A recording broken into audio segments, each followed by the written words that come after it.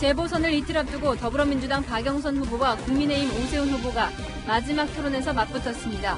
거짓말 후보, 존재 자체가 거짓 같은 격한 표현을 주고받았습니다. 전국 공시가격 이의 신청 접수가 마감됐습니다. 실제 거래가보다 공시가격이 높거나 숙박시설이 공동주택으로 분류돼 민원이 속출했습니다. 곳곳에서 집단 반발 움직임이 일고 있습니다. 일시 상승했다고 투기 세력으로 간주해 세금 폭탄을 징수하는 것은 조세 기본 원칙에도 위배된 거라고 생각을 하거든요. 서울 노원구 아파트에서 새 모녀를 잔인하게 살해한 혐의로 구속된 25살 김태현의 얼굴과 신상이 공개됐습니다. 휴일인 어제 검사 건수가 줄었는데도 오늘 코로나 확진자가 470명 넘게 나왔습니다.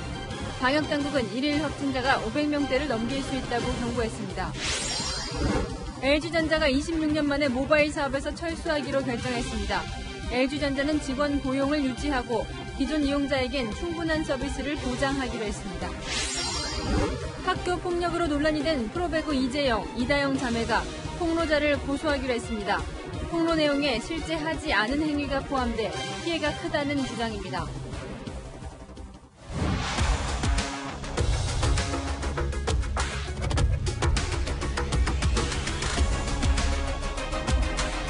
뉴스의 동정민입니다.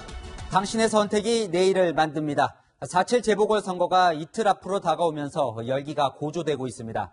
각 투표소에선 투표용지를 점검하는 최종 검수 작업에 들어갔고 민주당 박영선 후보와 국민의힘 오세훈 후보는 마지막 토론회를 가졌는데요.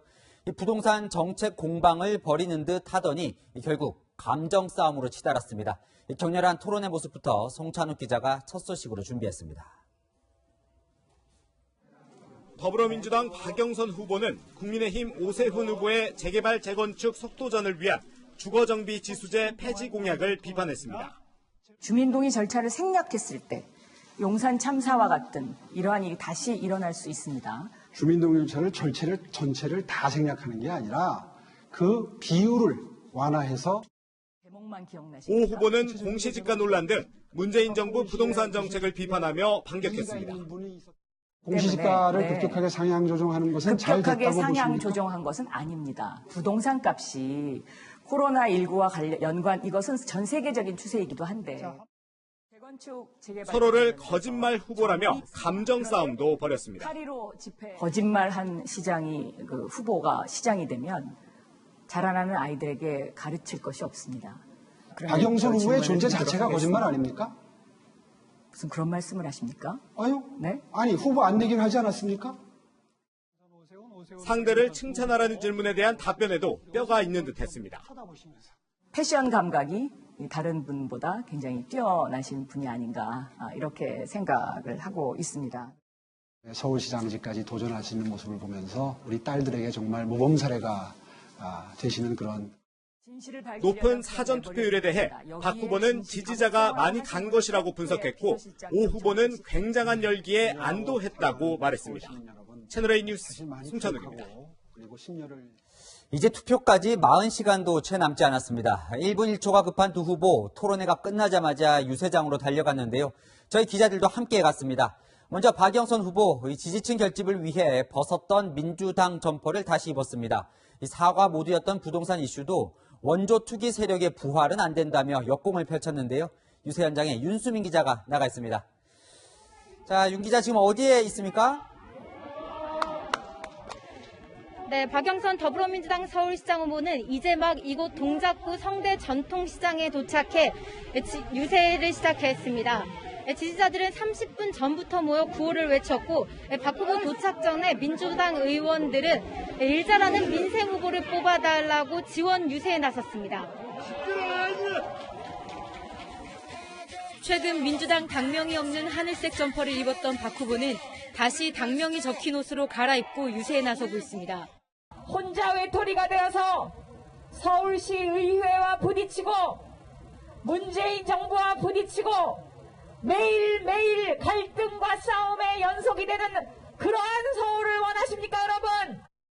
박 후보는 서울 강서와 금천, 관악구 등 민주당 강세 지역으로 꼽혔던 지역을 돌았는데요. 기권하지 말고 꼭 투표해달라고 호소하며 지지층의 표 이탈을 막는 데 집중했습니다. 내 주변에 10분씩만 투표장으로 가자고 전화해 주십시오. 고민 중이죠. 고민 중이고 뭐 공약 이행률도 있고 그다음에 그동안 했던 경험치 이런 것들을 많이 보게 되죠. 민주당도 1%의 싸움이 될 것이라며 지지층 독려에 가세했습니다.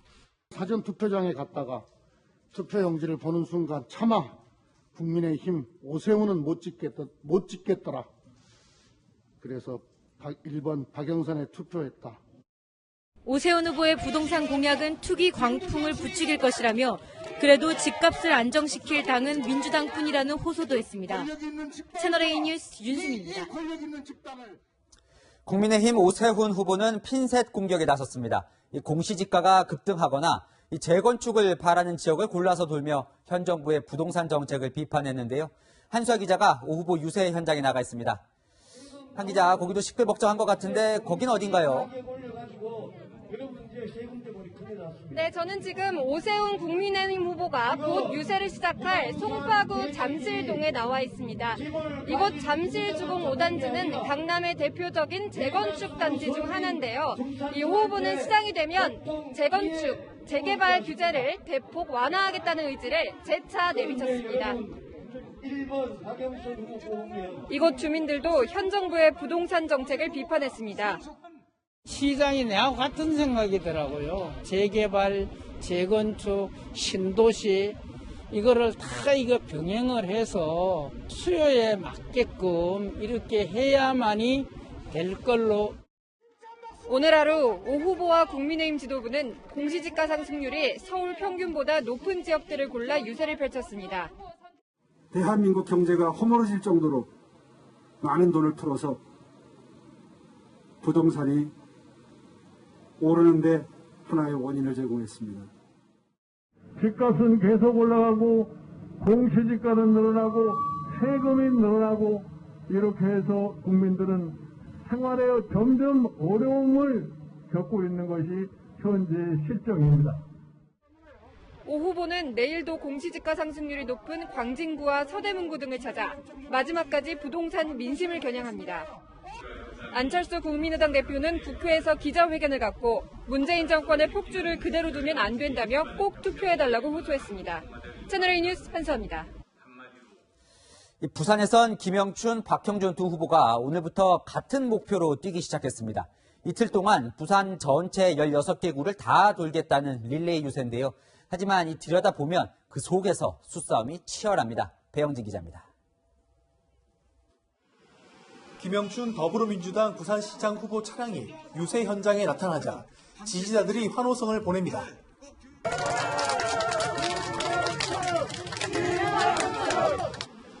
김 후보는 오늘부터 이틀간 유세 차량을 이동해가며 부산 16개 구군 전역을 도는 유세에 돌입했습니다.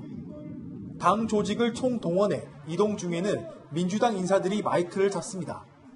서울의 전재수와 김영춘 힘을 모아서 북부를 위해 한번 일해보겠습니다. 이번에는 김영춘입니다, 여러분. 유동 인구가 많은 곳은 김 후보가 직접 나섭니다. 민생 힘든 우리 부산 시민들을 위해서 민주당 정권을 적극 활용하는 그런 경제시장, 그런 민생시장이 되겠습니다, 여러분. 김영춘 후보에 맞서 박형준 후보도 이곳 수용구를 포함해 내일까지 부산 전역을 훑으며 맞불 유세에 나섰습니다. 박 후보가 17대 국회의원을 지낸 수용구에서 합동 유세가 시작되자 지지자들이 몰려들며 사인을 요청합니다.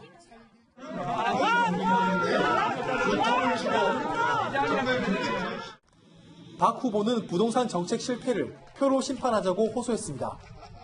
지난 3년간 그 시정농단 바로잡아서 부산의 혁신의 파동을 일으키고 부산 발전시켜서 대한민국을 바꾸겠습니다, 여러분.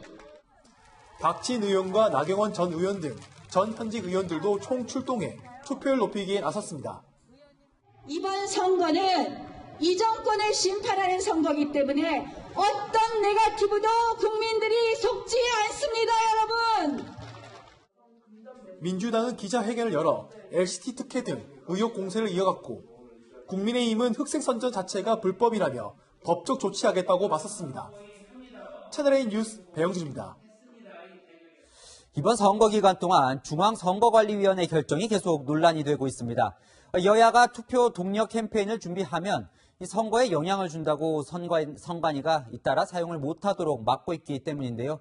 어떤 것들을 못하게 했는지 김민지 기자가 보여드립니다. 국민의 투표가 답입니다. 내게 힘이 되는 투표.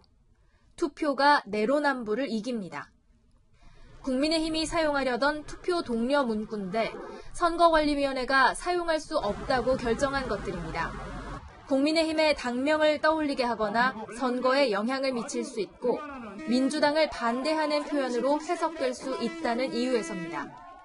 오세훈 국민의힘 서울시장 후보의 이름을 연상시킨다며 못 쓰게 한 경우도 있습니다. 국민의힘은 중앙선거관리위원회를 찾아가 항의했습니다. 선관위가 중립적이지 못하고 독립편파적이라는 비판을 받고 있는데도 침묵하고 있습니다. 공정이란 잣대를 지키려고 무한한 노력을 해왔고 거기에서 벗어나지 않고 있다고 저는 판단을 하고 있습니다.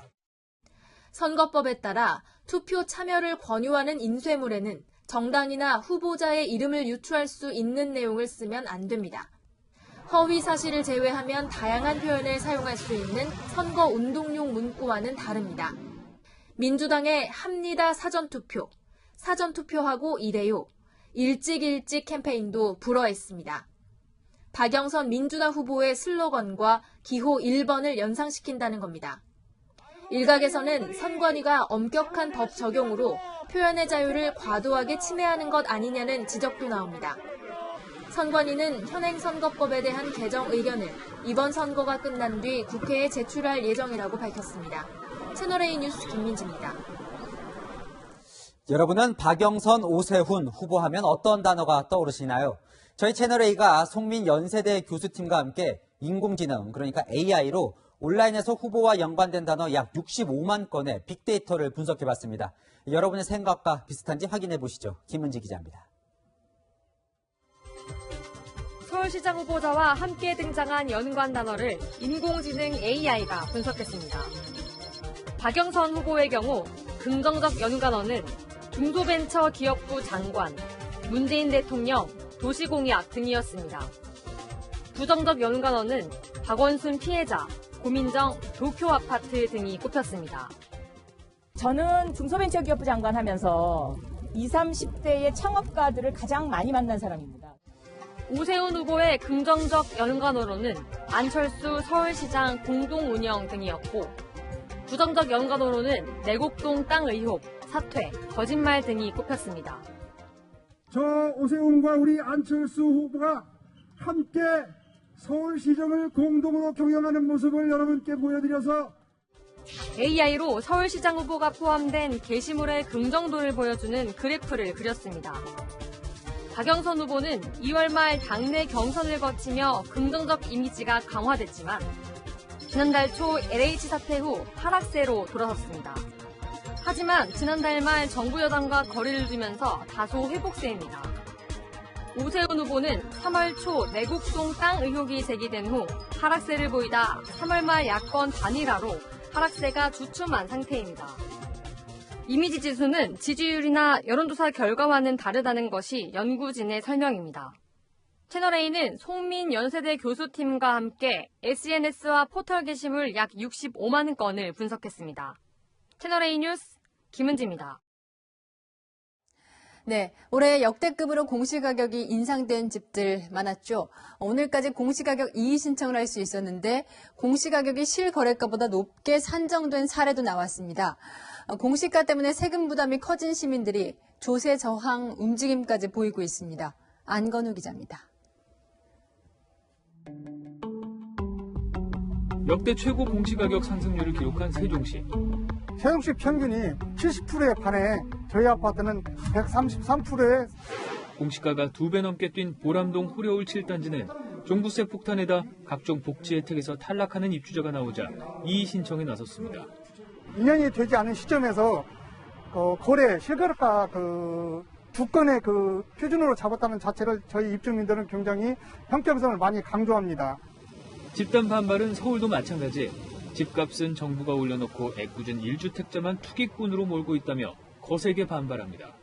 이익을 실현한 것도 아닌데 집값이 일시 상승했다고 투기 세력으로 간주해 세금 폭탄을 징수하는 것은 조세 기본 원칙에도 위배된 거라고 생각을 하거든요. 제주도와 서울 서초구는 공동 기자회견을 열고 공시가 산정이 주먹구구의 오류투성이라며 전면 재조사를 요구하고 나섰습니다. 실제로 서초구에선 80제곱미터 아파트 실거래는 12억 6천만 원인데 공시가는 15억 3천만 원으로 역전된 경우도 있고 LH의 임대 아파트가 길 건너 분양 아파트보다 공시가가 더 높은 곳도 있었습니다.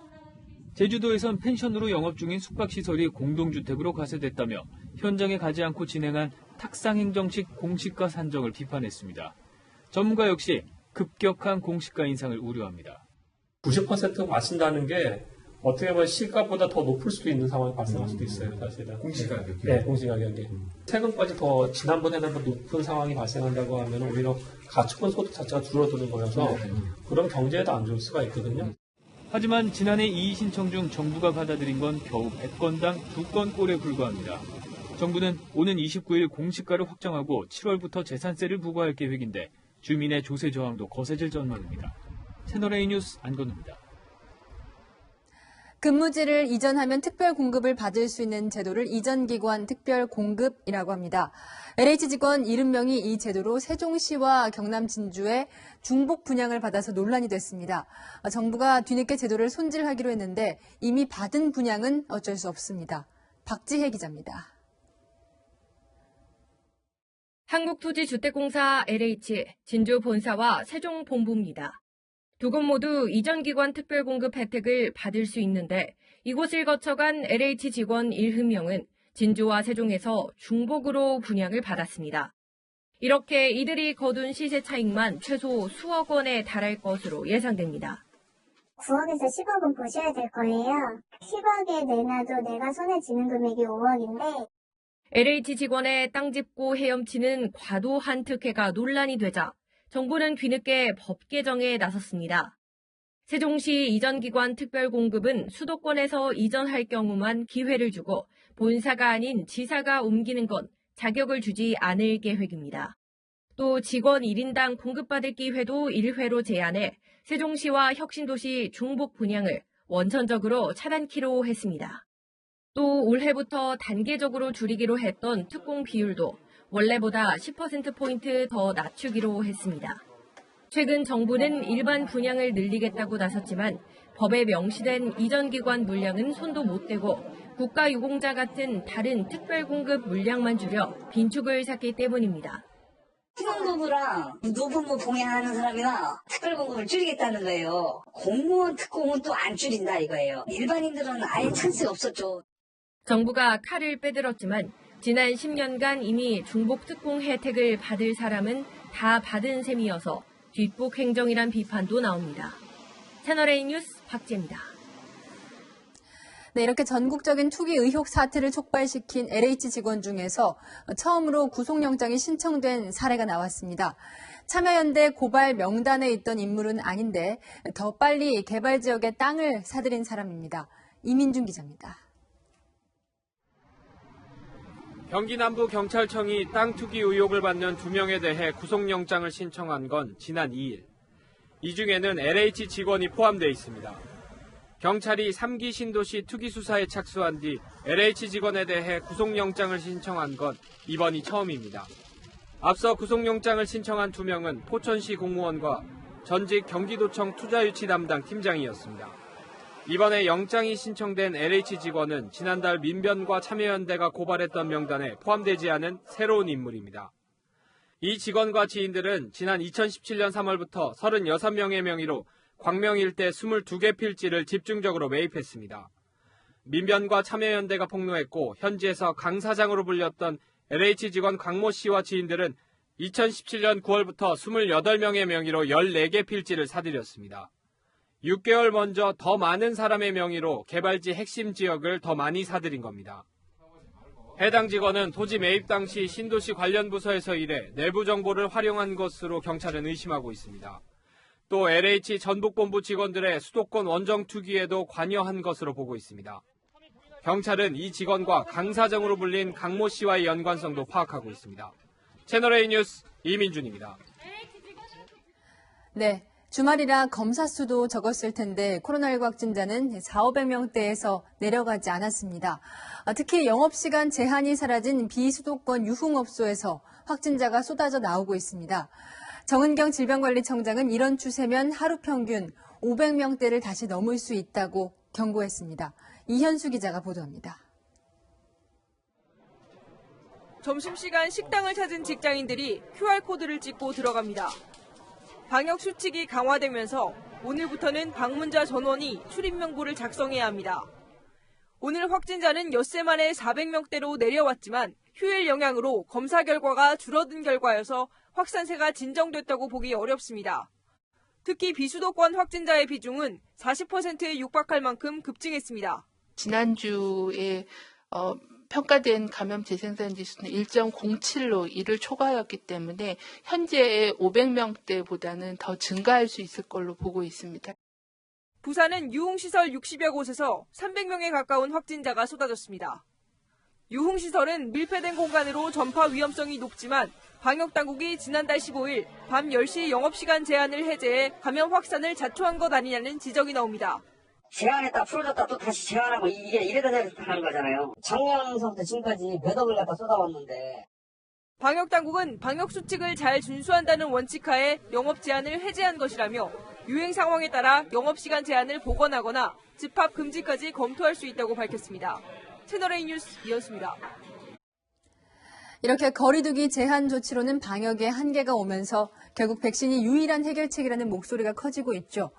정부는 하루 평균 3만 명 접종하던 숫자를 4만 명으로 늘려서 백신 접종 속도를 높인다는 계획입니다. 이런 계획에 문제는 없는지 황규락 기자가 짚어봤습니다. 하루 1,000명 이상의 확진자가 나올 수 있다는 우려 속에 정부는 백신 접종 속도를 높여 집단 면역을 형성하는 데 집중하고 있습니다.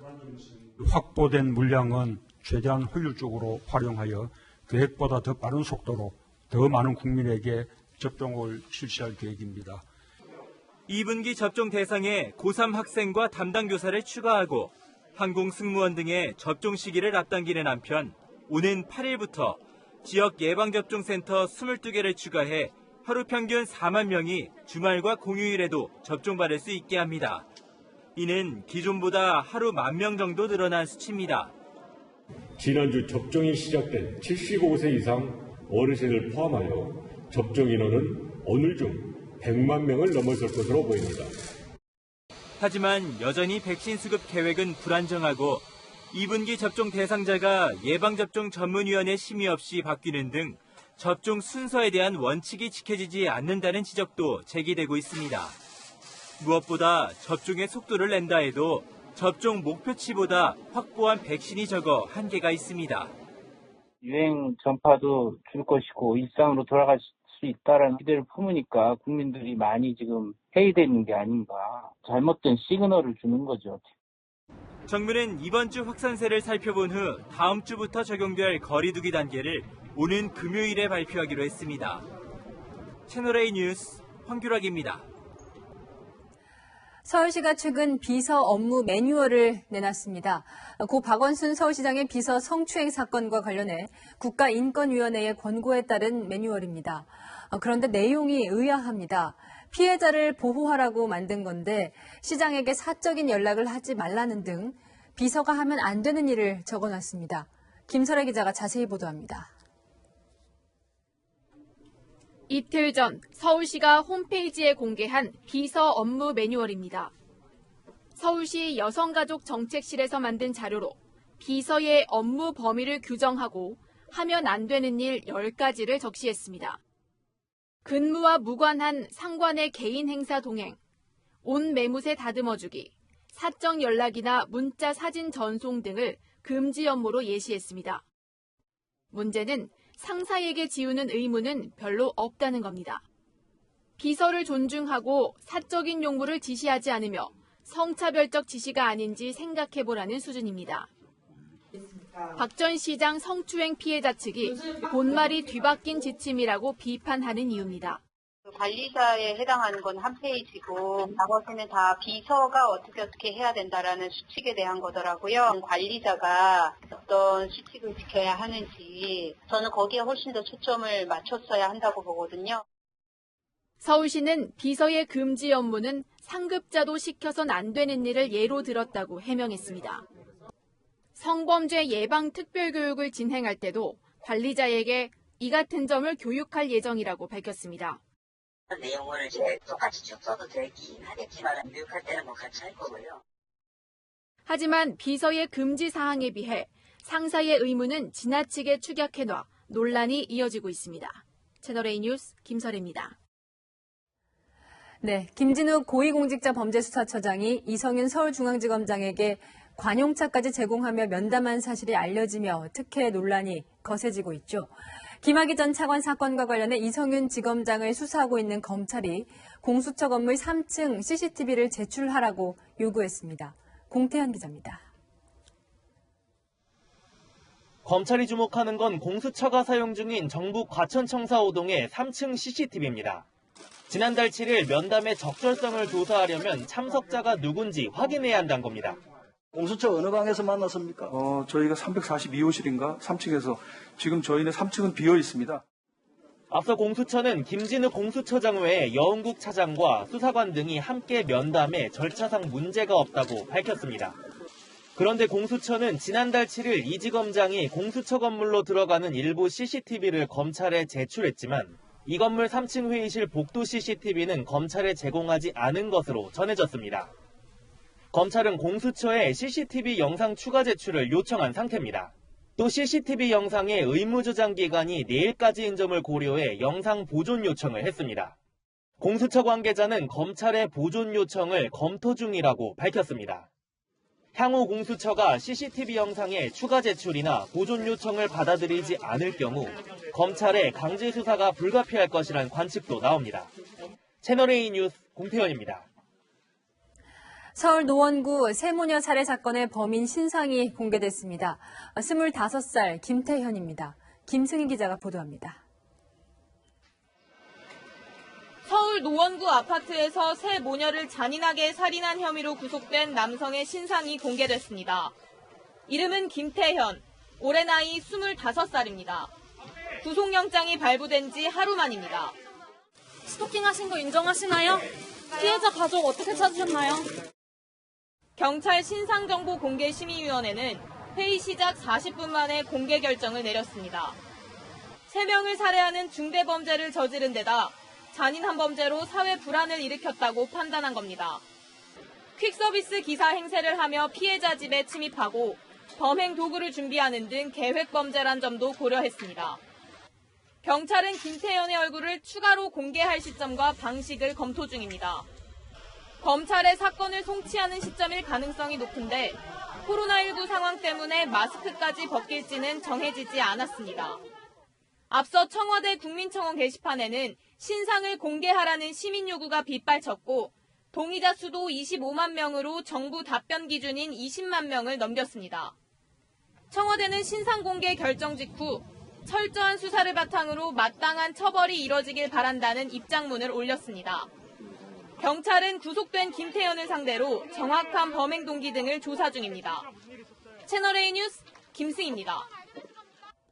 술값 대납부터 호화리조트 접대 의혹까지 비위 의혹으로 직위 회제된 전 서울 강남경찰서장에 대해 경찰이 사실상 수사에 착수했습니다. 박선영 기자가 취재했습니다. 박동주 총경에 대한 감찰은 술자리 의혹에서 시작됐습니다. 지난 2018년과 2019년 서울경찰청 지능범죄수사대장으로 근무했을 당시 여성 경찰관들을 수차례 술자리에 불렀다는 갑질 논란이었습니다. 그런데 경찰이 초점을 맞추고 있는 사안은 따로 있습니다. 돈 문제입니다. 최근 경찰은 경찰대 동기인 변호사가 술값을 대신 냈다는 의혹을 조사하기 위해 박 총경이 자주 드나든 술집 등에 대해 압수수색 영장을 신청한 것으로 알려졌습니다. 관련 의혹이 불거진 지 2개월여 만에 사실상 강제 수사에 착수한 것으로 볼 수 있습니다. 경남 남해 호화리조트에서 건설업자로부터 접대를 받았다는 의혹에 대해서도 조사가 진행되고 있습니다. 박총경의 소개로 해당 리조트에 다녀왔다는 부하 직원들로부터 예약자 명이 누구였는지 등을 확인한 것으로 전해졌습니다. 일부 직원들이 예약자 명이 박총경이 아니라 법인이었다고 진술함에 따라 리조트에 대한 현장 조사도 진행된 것으로 알려졌습니다.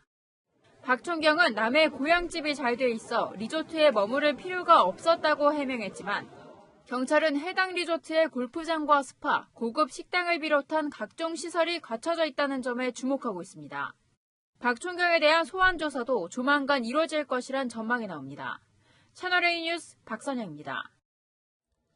아기가 머리를 다쳐 의식을 잃었습니다. 그런데 딱 퇴근길에 걸렸습니다. 부모는 어쩔 줄 몰라 애를 태웠는데요. 바로 그때 경찰이 슈퍼맨처럼 나타났습니다. 남영주 기자가 취재했습니다. 빠르게 달리는 순찰차 뒤로 승용차가 뒤따릅니다. 순찰차는 빨간불이 들어온 교차로로 진입해 뒷차를 이끌고 막히는 길에선 안전지대로 이동해 나아갈 길을 뚫습니다. 뒷차에 탄 건 의자에서 떨어져 의식을 잃은 생후 25개월 여아와 부모. 퇴근길 정체에 병원으로 가는 길이 막히자 112에 도움을 청한 겁니다. 긴급신 울립니다. 아기가 머리가 떨어지면서 갇혀가지고 이동하려고 그러는데 차가 너무 막혀서 그러거든요.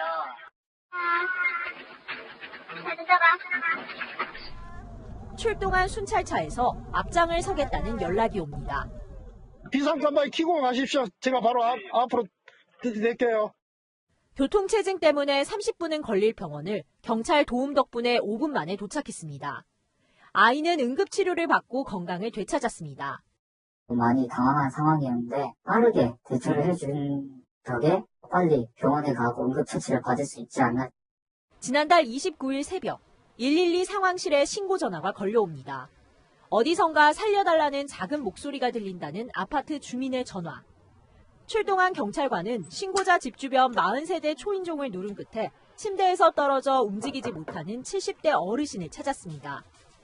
낙상으로 허리와 고관절을 다친 지 사흘째로 심한 탈수 상태였습니다. 침대 옆에 누워 계셨어요. 제일 먼저 하신 말씀이 살려달라, 너무 힘들다, 물을 달라고 하시더라고요. 경찰의 끈질긴 수색이 독거 어르신의 생명을 구했습니다. 채널A 뉴스 남영주입니다. 대통령 직속위원회가 천안함 피격 사건을 재조사하기로 의결했던 그 과정이 논란입니다. 결국 무산은 됐지만 위원들 중에는 천안함 안건인지도 모르고 의결했다는 말이 나오는데요. 이 서류에 천안함 대신 전사한 병사 이름만 적혀 있었습니다. 권갑구 기자가 보도합니다. 지난해 9월 7일 신상철 씨가 제출한 대한민국 정부는 국민을 속였습니다라는 제목의 진정서입니다. 천안함 사건이 해난 사고로 표현돼 있습니다. 그로부터 석 달 후 전체 회의에 올라온 안건입니다. 빈칸으로 시작되는 건 대부분 사망자 이름. 누구 외에 45명 사건이 바로 천안함 폭침 재조사 안건입니다. 이러다 보니 위원들도 어떤 사건이 조사되는지 제목만 봐선 알기 힘듭니다. 내용 요약도 없어요. 사람 이름, 왜, 몇 명. 그런 게시 사건이 달마다 다 다른데 어떨 때는 막 100건이 넘는 것도 있어요. 이에 대해 진성희 측 관계자는 통상 의결안은 특정 사건 명칭이 아니라 피해자 이름으로 적어왔다고 해명했습니다. 진정인 자격도 문제입니다. 사고 목격자 또는 목격자로 그 사실을 직접 전해들은 사람으로 규정돼 있지만 신 씨는 해당자가 아니었습니다. 자초를 해서 충돌까지 한 천안함을 여러 폭발이라고 조작질을 하고 왜곡질을 해서 사건으로 만들어놨습니다. 천안함 유족회는 대통령 직속 군 사망사고 진상규명위원회와 국방부를 항의 방문했습니다. 저희 유가족들은 마음이 진짜 막 찢어지는 것 같죠. 참담하고 사실 이게 거짓이라면은 지금까지도 이게 이대로 묻혀서 갈 수 있겠어요. 뭐 손바닥으로 하늘을 가리는 식이지. 내일은 문재인 대통령의 공식 입장을 요구할 계획입니다. 채널A 뉴스 권갑구입니다.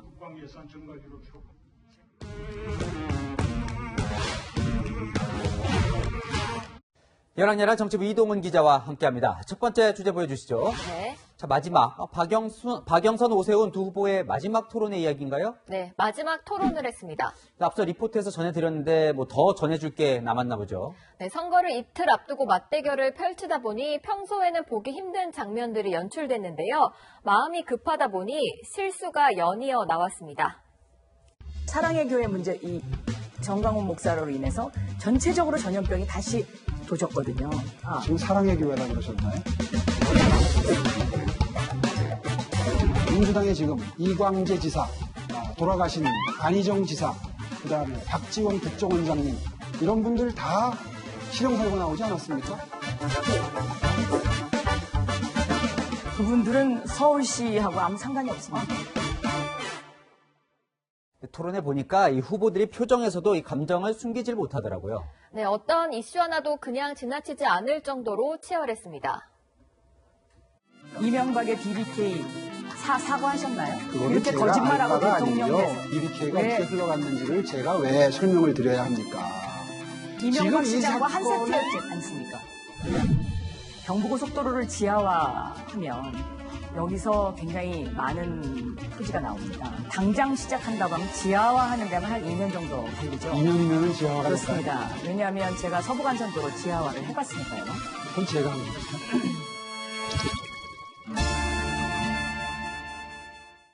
어느 후보가 유권자의 마음을 얻었는지 이틀 뒤면 결과를 알 수 있겠죠. 다음 주제 보겠습니다. 네. 자, 생태탕 대 생떼탕. 네. 서울시장 선거가 막판에 이 생태탕으로 뒤덮였어요. 네, 민주당은 국민의힘 오세훈 후보가 지난 2005년 처가의 내곡동 땅 측량 입회 후 인근 생태탕 집에서 식사를 했다고 주장하고 있습니다. 오 후보는 이제 간 적이 없다는 거죠. 네. 그런데 자, 오늘 이제 오 후보의 방문을 증언해온 이 식당 주인 아들이 기자회견을 열겠다 이렇게 예고를 했는데 취소를 했습니다. 이거 네. 왜 취소를 했나요? 네, 진성준 민주당 의원은 신변 안전에 커다란 위협을 느꼈기 때문이라며 경찰은 의인들의 생명과 안전을 보호하기 위한 대책을 강구해달라고 요청했는데요. 식당 주인 아들 A씨는 채널A에 오세훈 후보의 악감정이 없는데 거짓말쟁이로 몰아가서 분노했다고 말했습니다. 민주당은 이 식당 주인 아들을 의인으로 표현하나 보군요. 네, 그렇습니다. 민주당은 생태탕집 가족 같은 분들이 한국 민주주의를 지켜왔다는 논평을 내며 허위사실 공표로 인한 당선 무효 가능성까지 언급했습니다.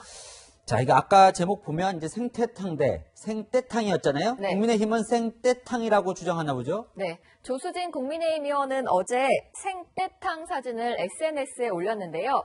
민주당이 생떼를 쓴다는 뜻으로 보입니다. 김종인 국민의힘 비상대책위원장의 말을 직접 들어보시죠. 오늘 그 생태탕집 주인 아들이 기자회견을 취소한다는 얘기가 도는데 그거는 이미 다 기획되어 있는 거기 때문에 별로 거기에 대해서 신경 쓸 필요도 없어요. 아직 진실을 알 수는 없지만 이 선거가 좀 희화화된다 이런 느낌도 들고요. 네, 후보의 도덕성에 흠결이 있다면 당연히 따져야겠죠. 하지만 남은 기간 유권자들이 보고 싶은 건 의혹에 대한 공방보다는 정책 경쟁이 아닐까 싶습니다. 치열했던 토론회나 이 생태탕 논란을 보면 이 여야가 사활을 건 선거를 치르고 있다는 건 분명해 보입니다. 지금까지 여랑야랑이었습니다. LG전자가 26년 만에 휴대전화 사업에서 철수합니다. 기존 고객은 어떻게 되는지 홍유라 기자가 알려드립니다. 2000년대 초콜릿폰을 시작으로 프라다폰을 출시하며 피처폰 시장에서 입지를 굳혔던 LG전자.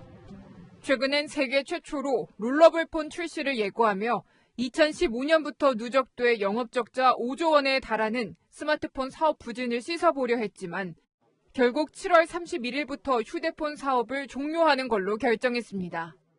LG전자는 경쟁이 심화되는 가운데 대응 미흡으로 성과를 내지 못했다며 사업 철수 배경을 밝혔습니다. 이후 가전이나 자동차 전장 부품, 로봇 등에 역량을 집중할 계획입니다. LG 스마트폰을 이용하던 고객은 아쉬워합니다. 언젠가는 핸드폰을 바꾸게 될 텐데 그때도 LG 휴대폰을 바꿀 생각이 있었는데 없어진다니까 불가능해지다는 게 아쉽네요. LG전자는 기존 이용자에겐 충분한 사후 서비스를 제공하겠다고 밝혔지만 수리와 업데이트 등을 걱정하는 고객도 적지 않습니다. 휴대전화가 고장났을 때 ES가 제대로 될지 그런 부분이 좀 걱정이 됩니다. 불안한 마음에 다른 메이커 휴대전화를 알아보는 중입니다. 이런 교체 수요를 겨냥한 듯 삼성전자에선 이례적으로 중고 보상 판매 프로그램에 LG전자의 스마트폰 기종을 포함시켰습니다. 삼성전자는 지난해 국내 시장에서 60%가 넘는 스마트폰 점유율을 확보한 상태입니다. 주도 기업이 국내에선 삼성전자이다 보니까 양강 구도보다는 이제 조금은 이제 독점 체제로 전환될 걸로. 당분간 국내 스마트폰 시장에서 소비자 선택권이 줄어드는 건 불가피할 걸로 보입니다. 채널A 뉴스 홍윤아입니다. 매년 봄이면 백령도를 찾아오는 귀여운 손님, 천연기념물 점박이 물범을 위해 인공쉼터를 만들어놨습니다. 의도대로 물범들이 잘 활용하고 있는지 여현교 기자가 점검해봤습니다. 인천에서 4시간 정도 배를 타고 들어와야 하는 서해안 최북단섬 백령도입니다. 국내에서 점박이 물범이 가장 많이 서식하는 곳이기도 한데요. 정부가 이곳에 지은 인공쉼터 잘 관리되고 있는지 현장으로 갑니다. 백령도 선착장인 용기포항에서도 다시 작은 배를 타고 들어가면 나오는 점박이 물범 서식지. 바위 위에 옹기종기 올라와 있는 점박이 물범들이 보입니다. 배를 뒤집고 누워있기도 하고 가만히 햇살을 쬐며 털을 말리기도 합니다. 수영을 하며 물과 바위 위를 오르락내리락 하기도 합니다. 점박이 물범들은 겨울에 랴오둥만으로 이동해 새끼를 낳고 봄이면 다시 백령도 등으로 돌아와 가을까지 서식합니다. 포유류인 점박이 물범은 호흡과 체온 조절을 위해 이렇게 주기적으로 바위에 올라와 쉬어줘야 합니다. 하지만 바위가 협소한 상황. 특히 여름철이 되면 좁은 바위 위로 100마리 넘게 모여듭니다. 기존 점박이 물범들이 올라와 쉬는 물범 바위인데요. 이곳은 자리가 부족해 약한 개체들이 밀려나기도 합니다. 먼저 편안한 자리를 찾기 위해서 올라와서 그냥 자리 막 싸우기도 해요. 부족하니까. 그래서 정부가 지난 2018년 예산 18억 원을 들여 기존 물범 바위 인근에 바위섬처럼 생긴 인공쉼터를 조성했습니다. 조성한 지 6개월 정도 뒤 촬영했던 모습입니다.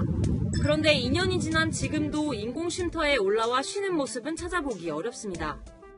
해양수산부가 관련 단체들을 통해 물범들이 인공쉼터에 올라왔던 횟수를 확인해보니 조성한 다음해에는 7번, 2020년에는 5번 정도였습니다.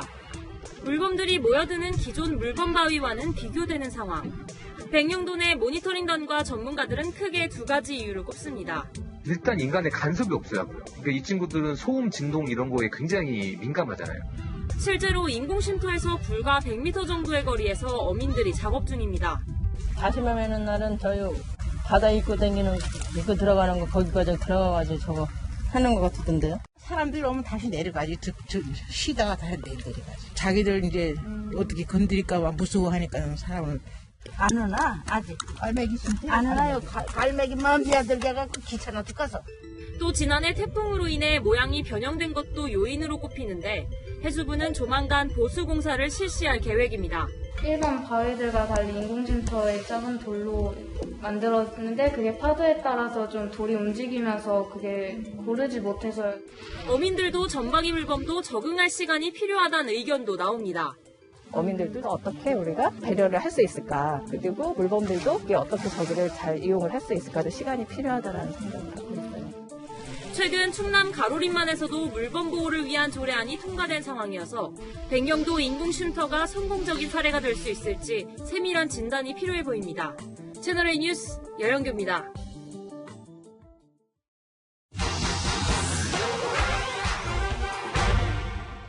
코로나19 감염 우려 때문에 주요 벚꽃 명소 출입이 통제된 가운데 주말에 내린 비로 꽃이 많이 졌죠. 벚꽃, 일본인들에게 사랑받는 꽃으로 알려져 있는데 실제 원산지는 제주도라는 이야기 있는데요. 사실 여부 알아봅니다. 벚꽃 원산지가 제주라는 학설이 나온 건 1960년대 초입니다. 당시는 벚나무의 조상에 대한 연구가 막 시작된 시점이었는데요. 1962년 한라산에 자생하는 왕벚나무 세 그루를 발견한 박만규 국립과학관장. 일제강점기에도 발견됐었다는 기록을 근거로 일본의 벚꽃은 제주 왕벚나무가 건너간 거라고 판단했는데요. 이후에도 벚나무의 원산지가 어딘지를 두고 우리나라와 일본 학계는 논쟁을 벌였습니다. 그런데 최근 연구에서 제주 원산지설 사실이 아닌 걸로 밝혀졌습니다. 제주와 일본의 벚나무에서 DNA를 채취해 비교했더니 서로 다른 품종이었던 겁니다. 제주 벚나무는 야생종인 반면 일본 벚나무는 인위적인 교배종이라는 게 지금까지의 연구로 밝혀진 사실입니다. 다만 벚꽃 축제로 유명한 서울 여의도나 경남 진해의 벚나무, 대부분 일제강점기 때 심은 일본 벚나무입니다.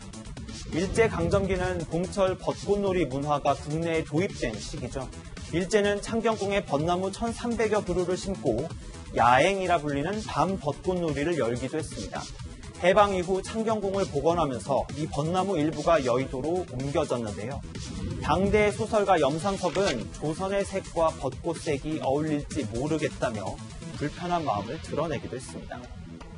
봄날에만 즐길 수 있는 벚꽃 구경, 올해는 사회적 거리두기나 통제구역 준수도 잊지 말아야겠습니다. 이 밖에도 궁금한 점은 팩트맨 많은 문의 바랍니다. 네, 인도네시아와 동티모르에서 홍수와 산사태로 100여 명이 사망하거나 실종됐습니다. 무분별한 벌목이 이번 산사태의 원인으로 지목됩니다. 김윤수 기자입니다. 거센 물살을 이기지 못한 다리는 두부가 으깨지듯 순간 으스러져 버립니다. 흙탕물 도로를 달리던 오토바이도 중심을 잃고 쓰러집니다. 머리만 빼꼼히 내민 소떼는 힘없이 휩쓸려 내려가고 집채만한 악어도 마을 어귀로 피신했습니다.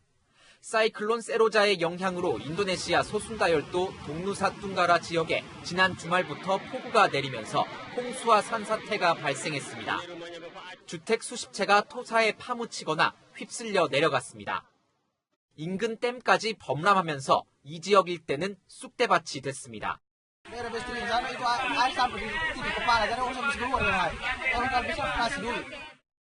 동플로레스군의 늘를 라마디케 마을에서만 주민 63명이 산사태에 매몰돼 지금까지 54구의 시신이 수습됐습니다.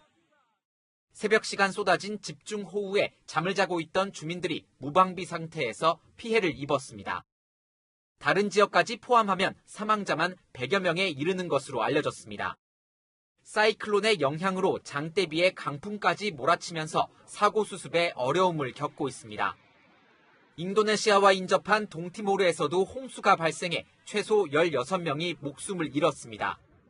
환경단체들은 자연재해의 상당 부분이 무분별한 벌목에 의한 인재라고 지적하고 있습니다. 채널A 뉴스 김윤수입니다.